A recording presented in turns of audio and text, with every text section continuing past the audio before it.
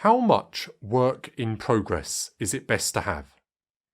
Well, it's a very important question, and the answer is 12.5 units. Thank you for watching. Hope you enjoyed this video. Check out my... Alright, it's a bit more complicated. Let's get into it and look at the key factors to consider to help you decide what's best in your situation. Hi there, I'm Lawrence Gartside, Operations Management Trainer and Consultant, and today we're looking at one of the eternal operations management dilemmas. How much work in progress inventory we want to have in our business, in our system, in our factory. Work in progress, or work in process, WIP, is used to refer to inventory, physical or non-physical, that has been started but is not yet ready for sale to the customer or as an end product. This is both stuff being worked on right now and all the work that has been started but is now just waiting for the next thing to happen to it. If you want to find out more about what WIP is, check out my other video on that, link in the description below. The core dilemma is between the convenience and ease of achieving high utilization and output from having lots of work in progress due to no downtime due to lack of work in progress versus the slow throughput times, high inventory costs, financing, operational and holding costs of having lots of inventory, plus the big risk of big quality problems remaining undiscovered for longer. Having lots of work in progress can help everyone feel very efficient. Each individual process never feels like it is starved of work. In fact, they often like to save up work of a certain kind so they can individually be even more efficient by doing their own work in their own convenient batches.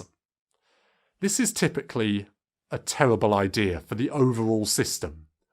Local optimization does not lead to system optimization, and throughput times and lead times go through the roof as so much work in progress crawls through the system, often then seriously disrupted by expedited urgent orders because the system's throughput time is so slow. On the other extreme are those who have taken inspiration and militant dedication to the lean manufacturing holy grail ideal of one-piece flow. Here, each process may only work on one item, one job, before passing it on to the next process, as opposed to doing a whole batch of things and passing them onto the queue of work for the next process. One-piece flow would give you the smallest possible amount of work in progress, ideally with the next process starting work on the job as soon as the previous process was done. We would have incredibly fast system throughput times, ideally just the sum of all the process cycle times, if there really was no waiting between the processes. This means you can offer customers very short lead times on customized products or services, as everything can be made to order with still a very quick customer lead time. But in reality, processes do not all take the same time as each other, and queues of work will again build up unintentionally in front of the slowest processes. There will also be variation in the release of jobs and in the process times. If you make more than one product or one type of service, and you are trying for one-piece flow, then each process will be switching jobs continually and probably losing a significant amount of its available time to changeovers, which seriously reduces the potential output.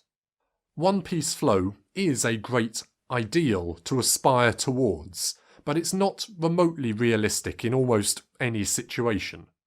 So in the real world, what can we do?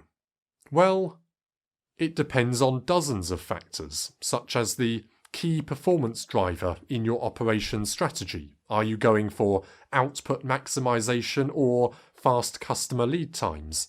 Hitting a target capacity utilization or minimizing the risk and costs of mistakes?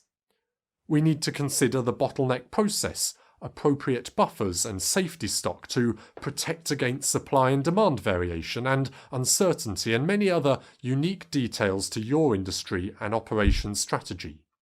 We'd want to learn about Little's Law, the theory of constraints, of lean pull, lean flow, the costs of inventory, safety stock calculations, operational trade-offs, and many other topics that I teach in more detail in my courses.